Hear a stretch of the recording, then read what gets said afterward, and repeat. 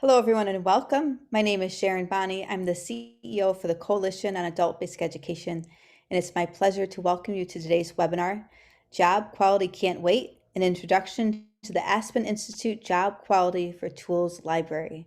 And this webinar is sponsored by Essential Education, so I'm going to turn this over to Tara Kiley of Essential Education to share a few quick words. Tara?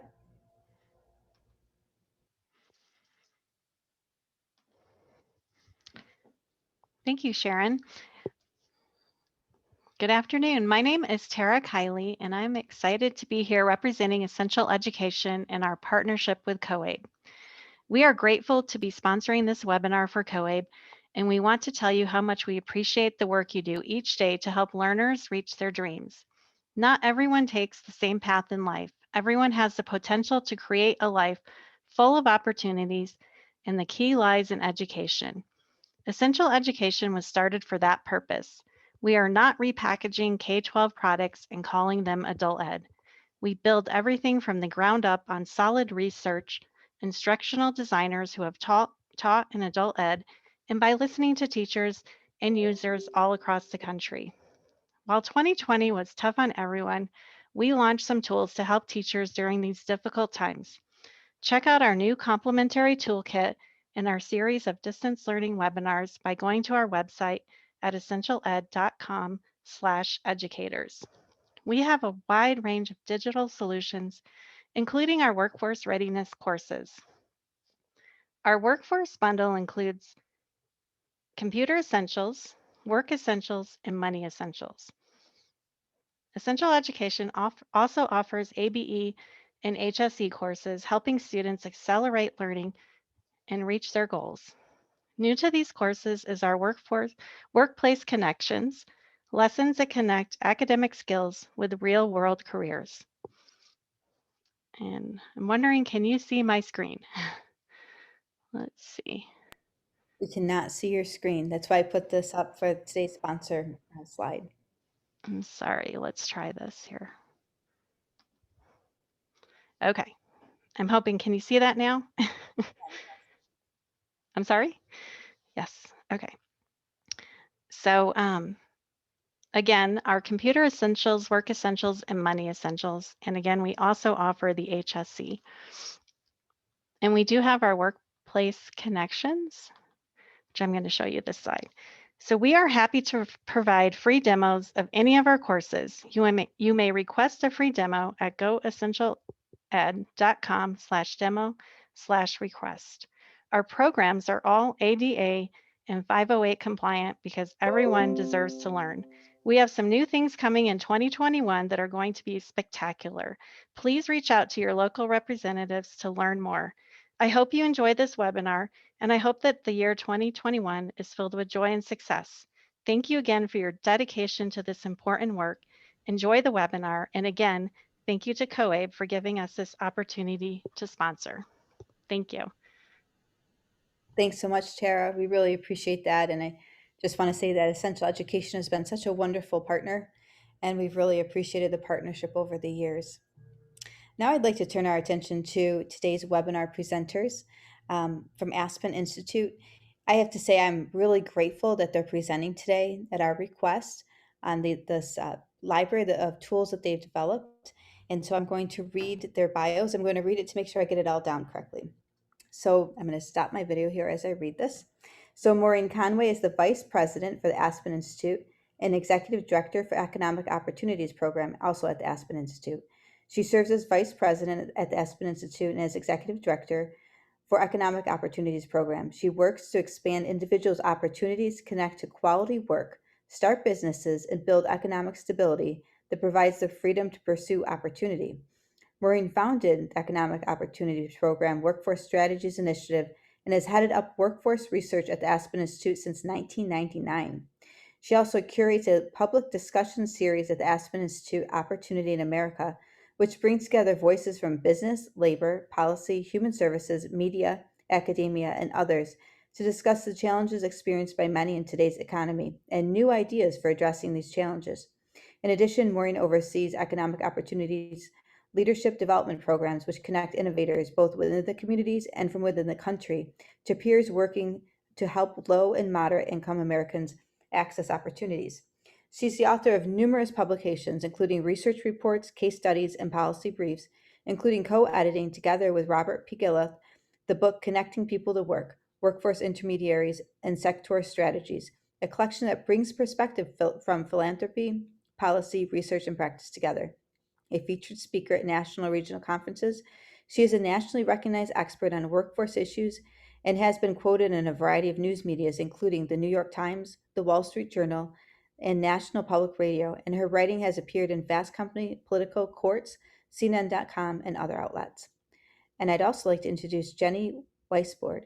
She's Associate Director, Workforce Strategies Initiative, Economic Opportunities at the Aspen Institute. Her work focuses on improving economic mobility and job quality for low and moderate income workers. She leads applied research and capacity building projects that support the development of innovative approaches to improving jobs and economic opportunities. She's the author of numerous publications and is a regular public speaker on workforce issues. So without further ado, I'm going to turn this over to Jenny and Maureen. Thank you, ladies. Thank you, Sharon, and thanks everybody for joining us today. I'm delighted to be here with you. As Sharon said, my name's Maureen Conway, and I've been with the Aspen Institute for quite some time. And I'm delighted to have the opportunity to talk with you today about our job quality work and why we built this job quality tools library. We're really looking forward to sharing this and to sharing approaches that you can use to help strengthen jobs for the adult learners that you work with. And we're also really looking forward to hearing your comments and questions on this work. So in the next few minutes, I'll just say a quick word about the work we do at the Aspen Institute's Economic Opportunities Program. I'll share a little bit about how we came to focus on job quality in our work, and how we think about what job quality is and why it really is something important that matters a lot for workers, especially right now in our time of crisis. I'll share a little bit about the history of our job quality tools library, and then I'll pass it over to my colleague, Jenny Weisbord, who will talk more about how you can navigate the library, and we'll share some of the tools that we've included there that might be useful to you in your work. We'll leave plenty of time at the end for questions, because we really do want to hear from you about your questions and comments on this. So please do submit them using the Q&A function. Also, if you have some clarifying questions as you go, Jenny will be keeping an eye on the Q&A as I'm talking. So if there's something that you want her to stop me and so that I clarify, please put that in the Q&A, and likewise I will do that for Jenny while she's talking, so so that we can make sure that we're answering your questions as we go if needed. Okay. So at the Economic Opportunities Program, we advance strategies, policies, and ideas that are intended to help low and moderate income people thrive in a changing economy. And really, the Economic Opportunities Program has been doing this for over 25 years, looking at how do we connect people to quality work, how do we give people opportunities to start businesses. And this issue of economic stability, is so important to so many people, and we really do focus on how do people build stability that gives them the opportunity to choose the kinds of economic opportunities that they'd like. Central to our work is really this issue of race, gender, and place. We really recognize that holds too much sway over who has access to economic opportunity and who often is shut out of economic opportunity. And really addressing sort of these systemic inequities is central to our work. We have a long history in adult learning and sort of the role of skills and connecting people to work. I think you might have heard a little bit of that in my bio, and there's a lot longer list of publications somewhere on my website. So, throughout, I have to just say, we're just really, because of that long history, I'm so happy to be with COABE. It's just a terrific organization doing really important work. So really thrilled to be with all of you today. Just a quick note on how we work. We take multiple approaches to to achieve our mission. We do applied research and evaluation, so you'll see work on that. We do a lot of leadership development and capacity building. We're really kind of a ground up sort of learner. We really like to understand how organizations work and learn from that, and then share that with leadership development and capacity building work. And we do a lot to host public events and dialogue about economic opportunity in the US, bring different voices together that are concerned about those issues, and think creatively about what are the solutions that we can try to advance. We see all of these strategies sort of as connected and mutually reinforcing in that way towards our mission. Okay, so what do we mean by job quality? So that's kind of the subject we want to talk about today. And improving job quality is, as I mentioned, core to our work. And I just wanted to take a moment to sort of say a little about how we think about it. First of all, we think of job quality as very multidimensional, and that's kind of what we're trying to represent in this graphic here. So that there's a lot of different pieces of it. Wages, of course, sort of the ability to support yourself on your earnings is obviously critical, but there's a lot of other pieces that are also important, sort of scheduling, be able to have the time and space in your life to do what you need to do, to care for life's essential work, access to important job benefits, paid leave, having safe working conditions, having respectful working conditions, and having the opportunity to sort of learn and grow, and really feel that your work is a contribution, and so all of those kinds of things. So there's lots of things that go into a quality job, and they also are not binary, right? So there's sort of gradations along each of these areas. So that's what we're trying to get out across here in this diagram, is that it's not sort of a binary thing, or there's not sort of a pyramid structure for job quality, but it's really a multidimensional issue. And it's very difficult to sort of divide jobs into good jobs and bad jobs. But we think any job can be better, right? So there's always room for improvement.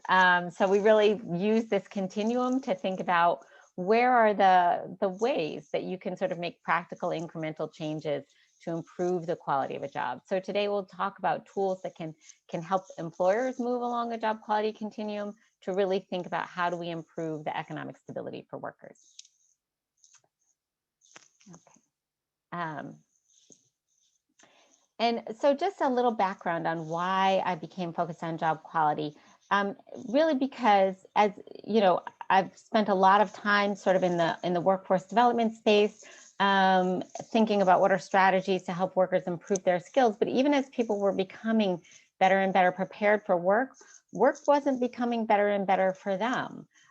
So over the past several decades, there's been an increase in education attainment rates. We see this in high school graduation. We see it in college attendance, and we've also, a lot of the work I've done, I've seen a lot of depth and really great work in workforce development and job training strategies that align with industry demand and that are really well tailored towards the needs of their labor market.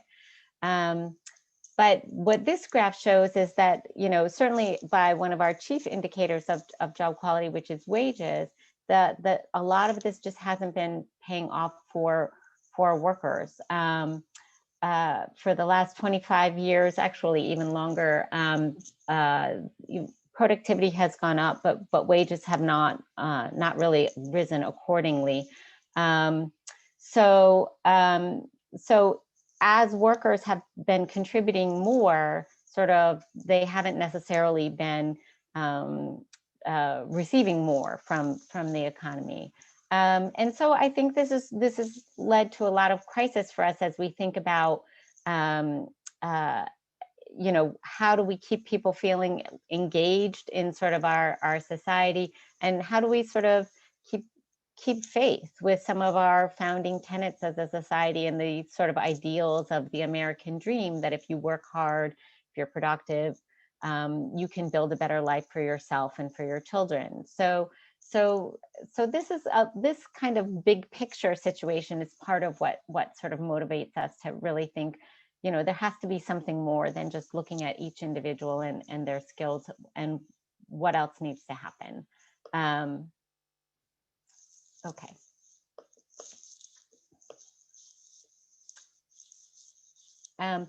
So this slide may be a little bit hard to see, and we've been making a lot of slides like this, but one thing that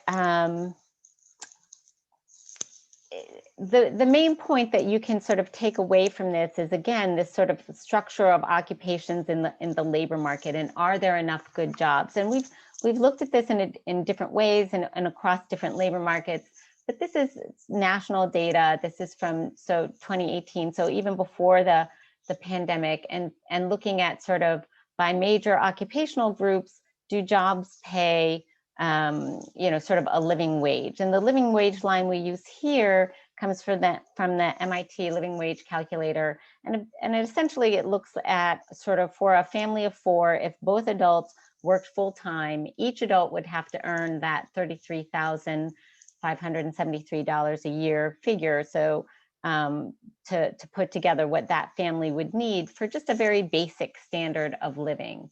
And you can see that there's major, about a third of jobs, a little more than a third of jobs, are below that standard for that kind of a household. So if more than a third of jobs aren't paying a living wage sufficient to support a small family, then it's really hard to figure out how we're going to help people move into living wage jobs if those aren't the kinds of jobs that we're creating. And also, we can see that the issues are more substantial for women and people of color. So they are overrepresented in low wage jobs. And here we can see sort of the occupational segregation that is an enormous driver of the racial and gender wage gaps. So looking at that issue, it's just really hard to think about job quality without thinking about race and gender equity as well, because we really need to think about those two things together. And for essential workers, I think we've really seen in the COVID-19 pandemic that that we're calling them essential workers for a reason, that their work is in fact essential, right? We can't really live without the home health aides and grocery clerks, with delivery drivers and sanitation workers and food processors and so many others are doing. It's not the case that their work doesn't have value. We rely on it. But many of these workers just don't earn enough to live on. And so I think that really calls a question for us about the need to really think about job quality. If the workers that produce our food can't afford food themselves, if the workers that care for our loved ones can't afford care for their own loved ones or for themselves, I think that really presents us with some challenges. So this slide focuses on looking at wages. Again, it's one of the easier measures to address job quality, and it's also correlated with a lot of other characteristics of job quality. But so thinking about that, a lot of the low wage workers do work in unsafe conditions, and they don't have sort of the avenues to voice their concerns about sort of how to improve their working conditions and the kinds of things that they work with. So I think as we rebuild our economy, we really need to think about strategies that don't just move people out of this work, because as we're saying, it's essential. So we need to think about what are the strategies that allow people to do this work well and productively and safely, but also to do this work in a way that's sustainable for them. Okay.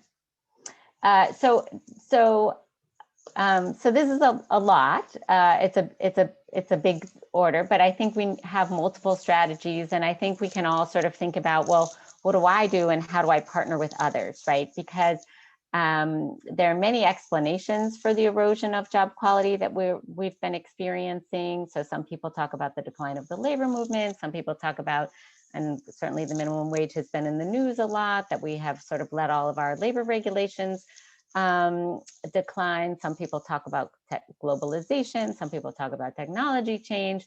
So there's a variety of things that people turn to, and some people talk about skills mismatches. So, but the truth is that there's a lot of factors that contribute to this job quality to decline. And what that means is that there's a lot of intervention points for trying to work together to turn this around.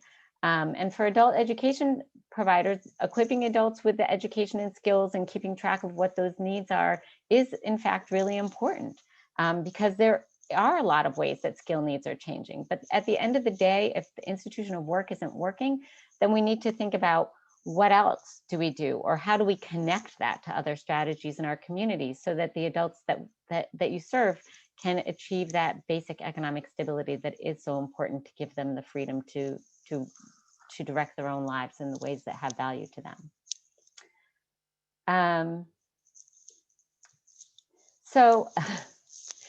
So at the Economic Opportunities Program, we've spent a lot of time looking at these kinds of strategies. I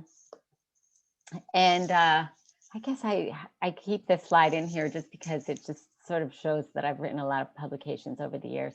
But I don't need to say too much about it other than one of the things over the years that I think we've come back to several times. So particularly on sector strategies, we've looked at what are the industry dynamics. And this is really kind of a hard question that we keep coming back to. Are these sort of for women, for people of color, for people who are struggling, there are certain jobs that they find their way into as sort of what we hope will be starting places in the economy, and they often get stuck. And so there's always this question of how do we make these jobs better jobs for people? And so we've written things. We've also in 2012, we launched a Reinventing Low-Wage Work series, because we said, in the wake of the last recession in particular, like this question of low quality jobs is really hard. How do we bring other people together to talk with us on it? So this continues to be something that we work on, and we've really been building this kind of raise the floor and build ladder strategy. And then you can go ahead to the next slide, yeah. And we show this visually here, and this really integrates some of these long time efforts in workforce development with the growing recognition of other elements that are needed to improve job quality.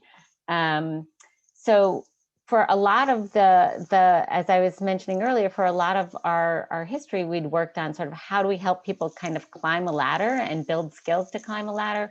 And we've really looked more at sort of how do we integrate that with sort of ensuring that there's a stable floor to start with.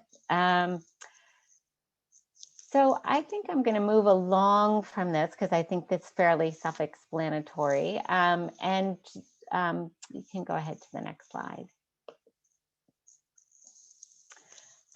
So, because I wanted to just say a little bit more about this idea of partnerships. One of the things we did as well was to start a job quality fellowship, because we recognized that different leaders locally have different roles that they're playing, and we really wanted to bring them together to understand more about their practice and how they kind of thought about doing their work. So we launched the Job Quality Fellowship, and we brought together leaders from workforce development and economic development, from business, from labor organizing, from local government. We brought together people from across different kinds of communities, rural areas and urban areas, and different geographies across the country, and really tried to understand what are the different ways that they were looking at advancing job quality in their work. How did they go about it? How did they look at success? And try to understand more what are the practical actions that local leaders can take to improve job quality in the ways in which they work. So that was really foundational to building the Job Quality Tools Library. And because as we worked with the fellows, we started to really understand a lot of differences about this practice. And we also started to hear from a number of organizations around the country who are working to advance job quality or who are interested in advancing job quality. And they were looking for tools and ideas to help them address some of the challenges and to think, sort of in a very concrete way, sort of, I have these employer engagement strategies, like how might I sort of tailor them a little bit to sort of advance the job quality conversation a little bit further, these kinds of things. And we were also, on the other hand, hearing from different people about different tools and things that they found useful in their work. So what we did with the Job Quality Tools Library was really try to curate these things and organize them. And we pulled together a collection of more than 100 tools and resources developed by organizations across the country who are really engaged in this practical action to improve jobs.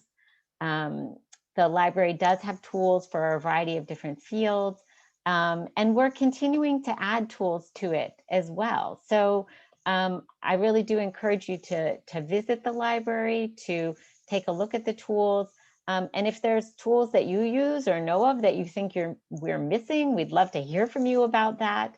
And if there's tools you have questions on, we'd love to hear from you about that as well. We are really trying to understand a job quality practice as well as communicate it. And so we really do want to hear from you. And I'll mention one other thing that's going to be coming up, and I may say another word about it at the end if we have time. But also next week, we're going to be launching a survey to understand what different organizations, how they define job quality in their work, both for the jobs that are in their organizations, as well as for how they interact with others in their community. And so please do take a look for our survey, because we'd love for you to respond to it and let us know how job quality looks where you are, and what kinds of work you might be involved in. So take a look for that. But now I'm going to hand it over to my colleague, Jenny Weisbord, who's going to talk about how to navigate the library and some of the tools that you might find there. So Jenny, over to you. Thanks so much, Maureen. So as you can see here, the Job Quality Tools Library is organized in 5 main sections. We have resources that can help you understand and define job quality, assess job quality in an organization, learn how to talk with businesses about improving job quality, address specific attributes of job quality like wages or worker voice and agency, and sustain and monitor job quality practices over time. And in addition to those 5 main sections, we've also created a special page of resources that directly respond to the COVID-19 pandemic. So I'll talk about the 5 main sections of the library in more detail in just a couple of minutes. And I also want to mention that we have a dedicated subsection of equity and inclusion tools that you can apply across your policies and practices, things like organizational self-assessments. That's been one of the most heavily used sections of the library over the past few months. And you'll also find equity and inclusion tools throughout the library, which of course reflects our belief in centering equity in all of our efforts to improve job quality. So you'll see this cute little map on the library homepage, and you can click on the sections to go to the area of the library that's most relevant to your current interest. And there are also a number of other ways to navigate the library to find what you're looking for. So I'll talk you through a couple of those. We've designed the library so that you can ideally get from one point to any other point in 1 to 2 clicks. And one way to navigate the library is to focus on the tools that are relevant to your particular field of practice. So on the library homepage, you'll see an index of tools by field below the table of contents. And if you click on the link for, say, workforce development, you'll see a list of all the tools in the library that can be used by workforce development practitioners listed alphabetically by source, as you can see here. And I know not everyone in this audience identifies as a workforce development organization, but of course, adult basic education providers, social service organizations, and really anyone working with youth and adults who's interested in helping them connect to better jobs will find some relevant tools on this list. And now we're back to the homepage. So on every page of the library, you'll see the same table of contents so that you can navigate to the 5 sections I mentioned and the special COVID-19 section. You could use the table of contents to navigate the library based on your interests and where you are in your particular job quality journey. So for example, if you're just starting to learn about job quality, you might go to section 1, understanding job quality. This section contains several definitions of job quality, including that raise the floor and build ladders framework that Maureen spoke about earlier, and several others.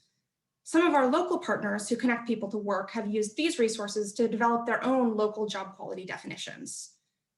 Of course, different people will value different aspects of a job depending on their circumstances and their stage of life, but establishing a shared local framework and a baseline can be really helpful in setting norms and goals. And once you've thought about what job quality means in your local labor market, you might start thinking about how to assess your own organization or the businesses where you refer adult learners. And so you might go to section 2 of the library, where we provide tools that can help you measure and assess job quality.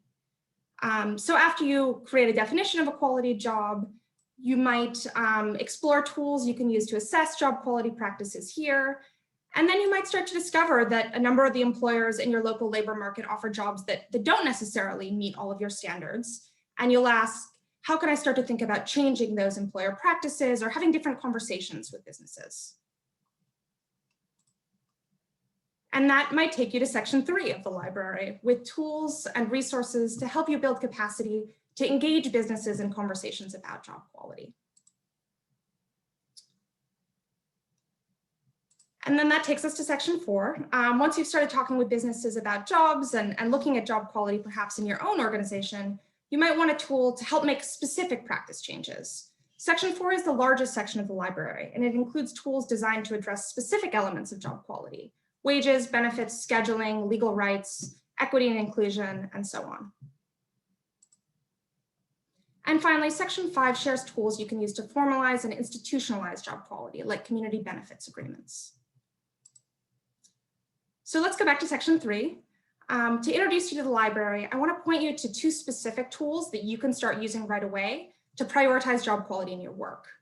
I thought it would be helpful to talk through a couple of specific examples to give you kind of a practical sense of the kinds of tools we've included and how we've seen them used on the ground by practitioners to improve jobs. And I picked tools that can be used by education and training organizations to reflect who's with us in our virtual room, and that we've seen be especially helpful during the COVID-19 pandemic. So the first tool I want to share with you comes from section 3 of the tools library. It's a tool to help you engage businesses in conversations about job quality. This tool is a question bank for engaging employers that our team at the Economic Opportunities Program developed. And like every resource in the library, you'll see that we list the primary audiences that can use the tool in their work, and we give a brief description of how these organizations are using the tool. We designed this tool to engage retail employers, but you can use it to inform your conversations with employers across sectors. We created the tool because many professionals who refer youth and adults to employment opportunities have shared with us that they struggle to build relationships with employers and sometimes feel that they lack the business knowledge or the confidence to ask questions that would help them learn more about a company and propose services and strategies that could help both employers and their workers. So we wanted to provide a simple tool to help workforce professionals go beyond transactional conversations that focus mainly on hiring of training participants. We've documented what we've seen work well in the field here, asking an employer questions about workplace environment and practices in relation to a worker's needs. We've seen workforce professionals use this kind of inquiry-based approach to really get to know a business and its practices, and they tell us that it makes them better at identifying employment opportunities that are a good fit for job seekers, providing services to the business, and influencing the business's workplace practices. The question bank includes questions you can ask to help you learn about a business and its workforce, employee engagement, development and advancement opportunities, and compensation and scheduling practices. I want to share how Towards Employment, a workforce organization in Cleveland, used the question bank in their work to find good fit opportunities for young adults. So they were drawn to the question bank because they recognized that the jobs they were sending young people into, even jobs in the same sector and occupation, tended to vary a lot from business to business. They believed that having learning-focused conversations could help them do a better job of assessing the fit of opportunities for young adults. So they used our question bank tool to develop their own Cleveland-specific, sector-agnostic bank of questions. And they used the question bank to have polite, respectful conversations with businesses and ask questions that they hadn't asked before. They asked about how the employer practices that they knew could help young people succeed and stay in jobs were being implemented at these businesses. So things like supported supervisory practices and mentorship in the workplace, exposure to a variety of responsibilities, a welcoming and safe environment, and predictable scheduling. And this not only helped them identify higher quality job opportunities, it also helped them to start cultivating better jobs by communicating to employers about what they could do to better retain young workers. Here, you can see the set of questions they assembled about workplace composition and diversity. And our partners in Cleveland told us that when workforce staff started using the question bank, the biggest change they saw was actually an attitude change as providers started to think differently about their role. They started to see themselves as gatekeepers for young adult talent in the community. And these workforce providers understood that when they placed young people into low-wage, low-quality jobs, the young adults had, unfortunately, a higher likelihood of falling out of the workforce than advancing in their first year. But this tool helped providers develop a sense of their own agency in creating better opportunities for young people. So employers might not be ready to raise their wages overnight or take sort of those dramatic steps, but there are many different ways to improve a job, as Maureen referenced earlier, and workforce providers and adult education organizations can start to plant seeds to help move employers along that job quality continuum. So I want to share one more tool, and this is from our special section of resources that directly respond to COVID-19. It's a tool we released last November, and it's called 7 Workforce Questions That Are Top of Mind During COVID-19, a resource for small businesses. The first tool that I shared, the question bank, can help you start conversations with businesses about workforce practices and identify jobs that may be a better fit for the adult learners that you serve. And this tool documents action steps that small businesses have taken during the COVID-19 pandemic to improve their job quality and support their workers. So if you engage with small businesses, you can use this to offer practical guidance about how they can improve job quality in ways that also support business performance. It can be a helpful next step after using the question bank tool. And while this resource focuses primarily on the small business audience, the questions that it addresses are also top of mind for all employers during this time. And we've tried to include resources and guidance that we hope will be helpful to employers of all sizes. The tool draws on a set of research that we conducted in Baltimore, Maryland, where a local workforce organization called Civic Works provided coaching to small businesses to help them improve job quality during the pandemic. And the tool is organized around 7 questions that we heard small businesses grappling with during the pandemic. Questions about worker health and safety, about equity and inclusion, about managing caregiving responsibilities and increased stress. It provides case studies and resources to help other businesses respond to these new kinds of workforce challenges. And in the tool, you'll see quotes and stories from small business owners about their experience during the pandemic. In our interviews with them, we heard just how hard these months have been for small businesses, how stressful it's been to stay up to date on safety recommendations and to afford new protective measures with lower and unpredictable revenues. But we also heard business owners describe how this challenging moment has underscored that business and worker interests are aligned. For small business owners, the safety and stability of employees is actually essential for business survival. So Laura Wagner, the owner of a Baltimore pizza restaurant, explained it to us really nicely. She said, small business owners want to be good to their employees. Firstly, because we have good ethics, and secondly, we're a small team. We're close to our employees and we care about their well-being and growth. At the same time, we need to keep our employees. The costs of hiring and retraining people are so expensive and it takes so long. I think this quote is useful to share because so often we're kind of nervous about having these job quality conversations with employers, and particularly with small businesses, because we know they're stretched really thin. But for many of these businesses, improving job quality supports their workers and it solves a problem for them. It's a true win-win. And here's one of the questions we feature in the tool. Small business owners told us that they're concerned about how employees who rely on public transportation can get to work safely. Working with Civic Works, one business in Baltimore, a restaurant called Connie's Chicken and Waffles, came up with a creative solution. Kari and Sean, the 2 brothers who own Connie's, shifted workers' schedules to decrease their exposure to the virus. They adjusted schedules to allow workers to commute during off-peak hours. And they also shifted to give workers the option of working double shifts 2 days a week instead of coming in 4 days to minimize weekly bus trips. And finally, they provided schedules in advance so that workers could plan around the other commitments in their life, including their childcare and other care responsibilities. And when I talked with Kari and Sean about making this change, they told me that they saw a direct business benefit. It helped their workers continue coming to work safely. It helped them retain an engaged, loyal workforce.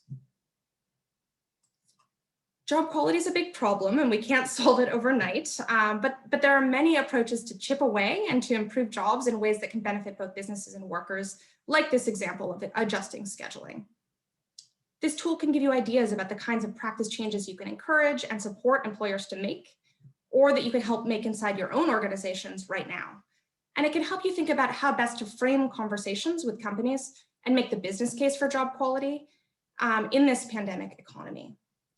So we know it may seem like a difficult time to surface these conversations, but with so many strains on adult learners and employers, while it feels really difficult, I think what the data Maureen shared demonstrates is that what was normal before the pandemic wasn't working for too many workers. So we can't just go back to normal.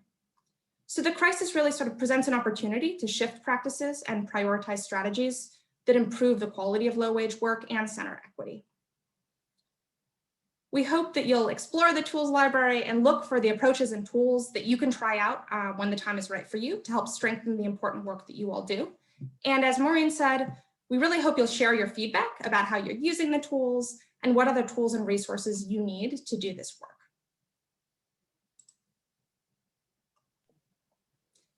And now let's open it up for your questions and feedback.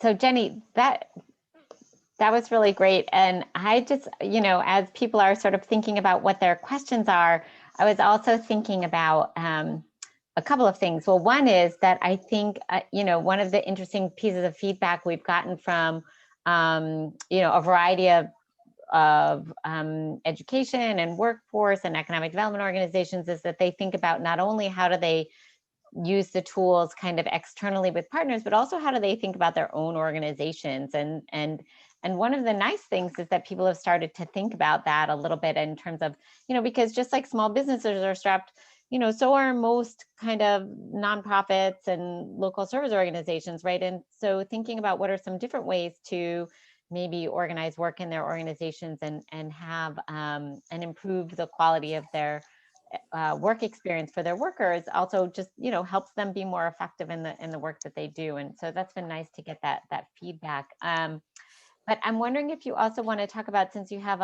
another webinar coming up next week where we're talking about job quality and equity, and that has been a huge theme. I'm wondering if you just want to say a little bit about sort of that piece of the library and that work. Yeah. So if anyone's, first of all, interested in that webinar, we can put a link in the chat. And that'll be a really interesting conversation. Just to give a quick plug for it, we're speaking with 3 practitioners who are doing job quality and equity focused work on the ground. So Sharmili Majmudar, who comes from Women Employed in Chicago, she sits in a sort of policy advocacy seat where she works on women's equity issues and has come to really focus on job quality as part of that work. She's going to talk about a tool that she developed that's in the job quality tools library that's designed to educate workers about their legal rights and how to manage employment discrimination. And then we'll have a speaker from Seattle, Madiko Lockhart, who is going to talk about the work she's done on racial justice in city governments.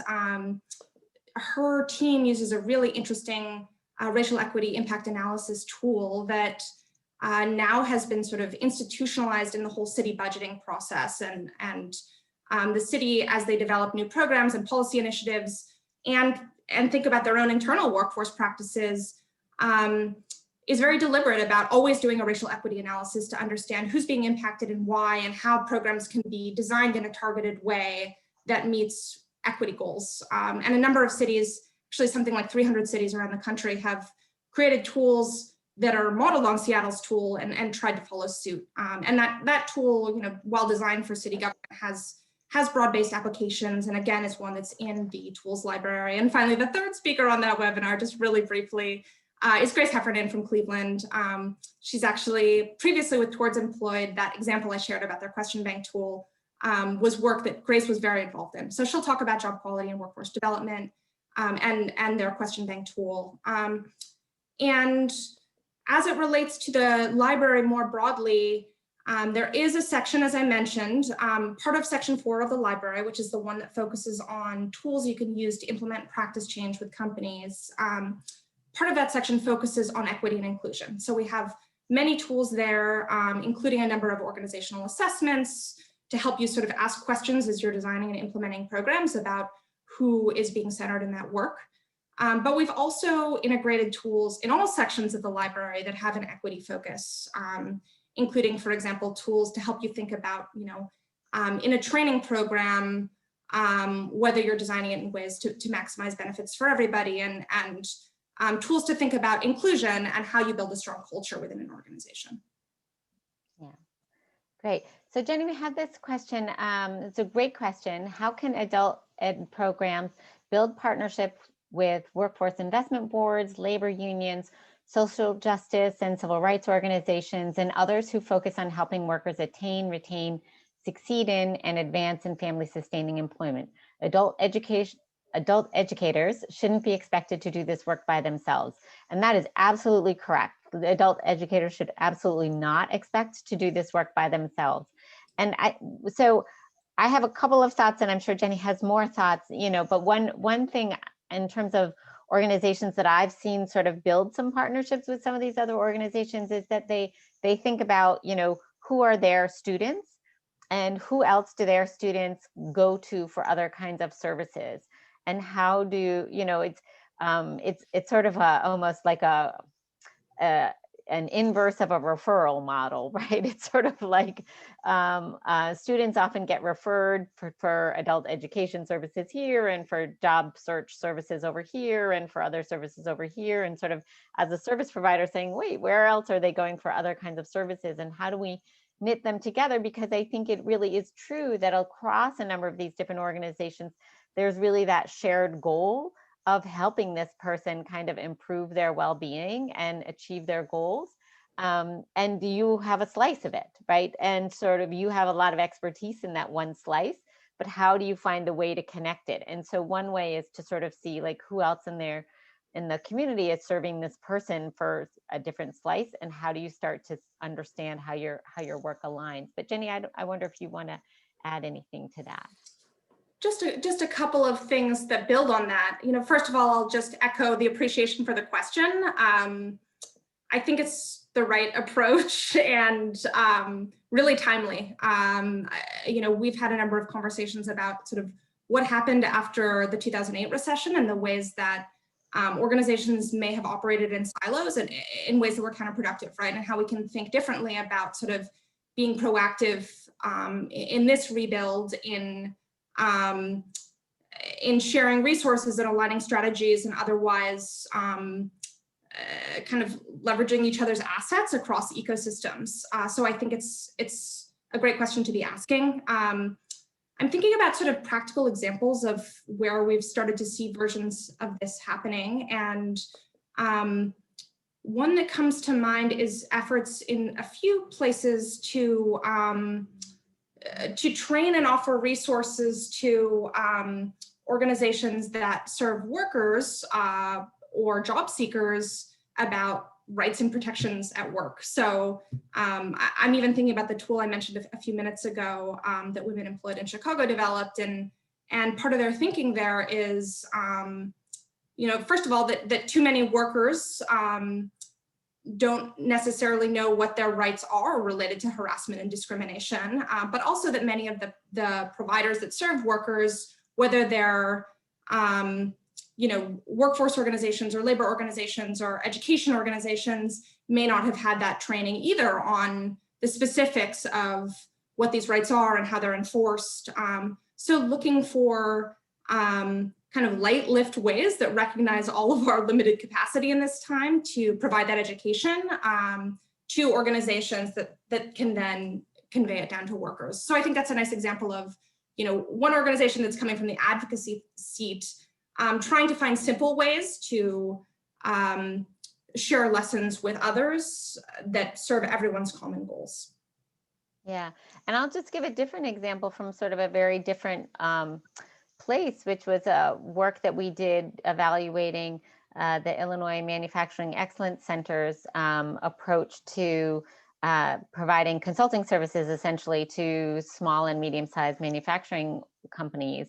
And, you know, really their expertise is in helping companies think through kind of how to improve the efficiency of their operations and how to make things work better. And what they were seeing was that sort of by focusing, and again, it's kind of a similar principle, by focusing sort of narrowly on sort of lean manufacturing principles, they were missing the bigger sort of strategic elements, and in particular the role of the workers in kind of making everything work. And so they started trying to build in what they were calling this kind of people, process, product model, where they were looking at what are the human resource strategies. And then as they saw companies struggling with human resource strategies, partnering with, you know, and for some of them, they might even have literacy things. So you've put up some information about sort of what are our safety practices, for example, but people aren't really taking it in because that's not the way that they are going to take that information. So by figuring these things out and partnering with others in the community, they're able to kind of address a bunch of different needs and help the company build better jobs in ways that work well for the company and well for the worker. So so that was another good one. So we have another question. Did you already look at it, Jenny? Go ahead. I did. The question is another very interesting question. Credentialing has become a large focus in adult education, and a lot of federal funding is dependent on credential attainment.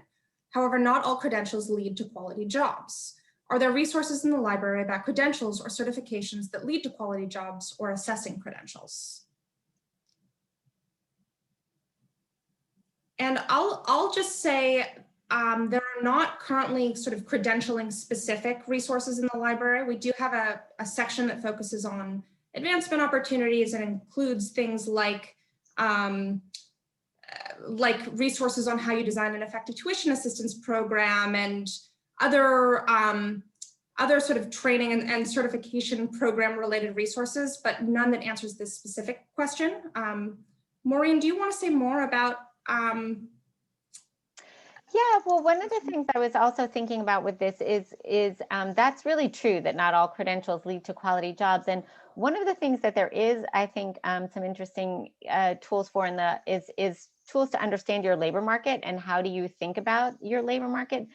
Because, you know, in the work that I've done, so for example, a certified nurse assistant needs a credential in most places to do that job. In some places, that's not a very good job, right? But in some places, actually, that's not a bad job because they can get a job in a hospital that provides full benefits, and given the cost of living, that actually is a good job. So I think thinking about what's a good job in your labor market is important to understanding is, you know, does that credential get to a good job for our labor market? So I think that is another piece that's useful for thinking about, does the credential get to a good job for this particular person?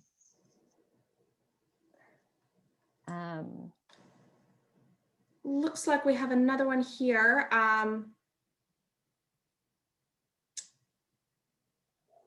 Oh, including work ethics. So yeah, the question is, so often ABE needs to focus on educating for success on the job, including work ethics. Is that included in the library? Jenny, is there anything sort of more soft skill focused, or as some people call it, in the library? I'm sure we have that. We have, you know, I think this comes up in some of the resources, again, in the training section of the library, but we don't have any resources that are kind of squarely focused on soft skills and work ethics. Yeah, it's a very difficult one. And I think, you know, I think about, one of the things I think about though is the question bank, because I'm sure that there are some questions about sort of behaviors that are necessary at work. And I think one of the things when we think about things like work ethics or these kinds of things that are talking about sort of the attitudes we want people to bring to work, I think trying to make that more concrete and think sort of specifically, what does it mean for this workplace, and how do we sort of drill down? Because too often those conversations are sort of working at cross purposes if we don't get concrete enough about what does somebody really mean by work ethic? What does that actually mean? What is that? And so the ways we sort of have in the question bank and in other work that we've done, we really try to work with people to sort of say, how do you sort of drill into that to say, how would this make a difference in your business? Like, what is the behavior you're looking for? How does that make a difference in your business?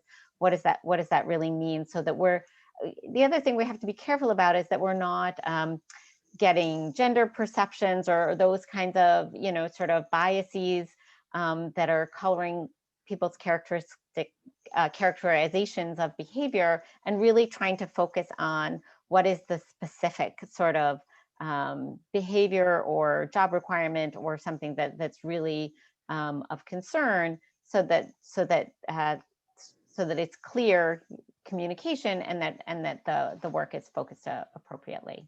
But appreciate the question. I see that we're getting really close to time. And I did want to also note that I've seen a couple of people ask about whether the recording's available or slides available. And I just wanted to say, I believe the recording and slides will be available, but also if there's other resources that you're looking at for, I believe our contact information is there, and please do be in touch if there's other information that we can provide. And I'll just echo Maureen's earlier plug for the survey that'll be coming out next week. So if you want to sign up for our mailing list now, that's a great way to be in the loop about it. We would really love to hear from you about how you're thinking about job quality and what supports and tools we can add to the library to be responsive to what you need.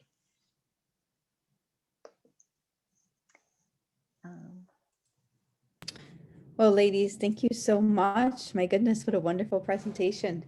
I just want to thank everybody for making time today.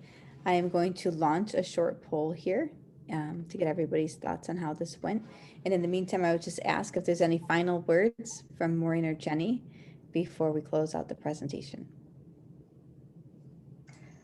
I just wanted to thank everybody for joining. And as I mentioned, this is hard work, and this is work that takes a lot of different people trying to figure out how do we work together. We are in the process of, sort of really trying to curate tools and get ideas, and we would just love to hear from you as you're sort of experimenting with things or trying things out. If there's things you're learning, please do share. One of our real passions is to be able to share across organizations about things that work for them. And so we'd just love to hear from you about your experience. So thank you again for joining us today. Jenny, do you want to add? I'll just echo the thanks that I know, this is a stressful time for so many organizations, and you all do such important work, and appreciate you, making the time to spend with us and thinking about how to integrate job quality practices into your own work. So challenging and so important in this time. Wonderful. Thank you both so much. And I also wanted to give just a shout out to Celia Collenbeck of World Ed for encouraging us to reach out to Aspen Institute to share these wonderful resources. So thank you, Celia, for that. Thank you, Jenny. Thank you, Maureen. And we hope to see everybody in the future. Thanks so much. Bye now. Thank you.